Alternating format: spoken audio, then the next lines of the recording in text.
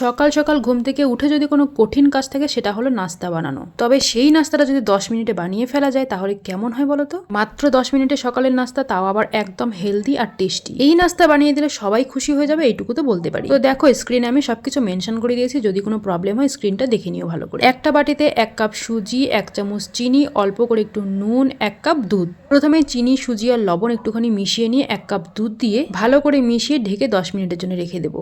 10 minute পর ঢাকনা খুললেই দেখবে সুজিটা অনেকটা ফুলে উঠেছে। এবার সুজিটাকে মিক্সি জারে নিয়ে আরো হাফ কাপ মতো জল দিয়ে একটা মিহি পেস্ট করে নিতে হবে। এবারে সুজির মিশ্রণটাকে একটা বাটিতে ঢেলে অল্প করে একটু বেকিং সোডা দিয়ে মিশিয়ে ভালো করে একটু ফেটিয়ে নিতে হবে।